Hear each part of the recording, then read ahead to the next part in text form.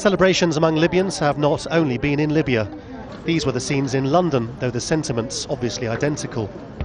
But if the British Prime Minister, who always despised Gaddafi, felt the same way, he wasn't showing it. This was not a moment for triumphalism.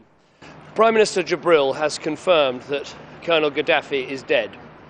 I think today is a day to remember all of Colonel Gaddafi's victims, from those who died in connection with the Pan Am flight over Lockerbie, to Yvonne Fletcher in a London street, and obviously all the victims of IRA terrorism who died through their use of Libyan Semtex. We should also remember the many, many Libyans who died at the hands of this brutal dictator and his regime.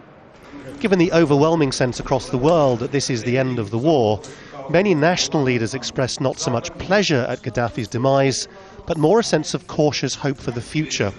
This, for instance, from the Russian president, whose country was far from accepting of the NATO air campaign. I want to say that we hope that there will be peace in Libya, and that all those who are governing the state, different representatives of Libyan tribes, will reach a final agreement on the configuration of power, and Libya will be a modern, democratic state. The German government was also looking ahead. We hope that a new era will now begin in Libya. We stand beside the new Libya on the path to a better, more peaceful and more democratic future. We are helping to relieve suffering and in the rebuilding. At the moment, we are providing support in the medical care of the injured.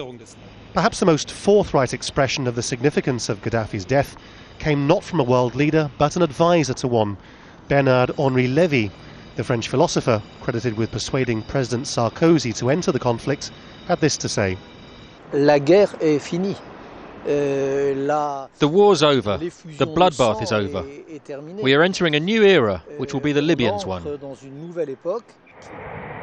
So the warplanes flying from Europe and elsewhere to Libya will soon be replaced with ones carrying either business people, aid or other expressions of humanitarian assistance. If Western countries believe Libya's future belongs to Libyans, then they'll want to step back and help only where they're asked. Lawrence Lee, Al Jazeera.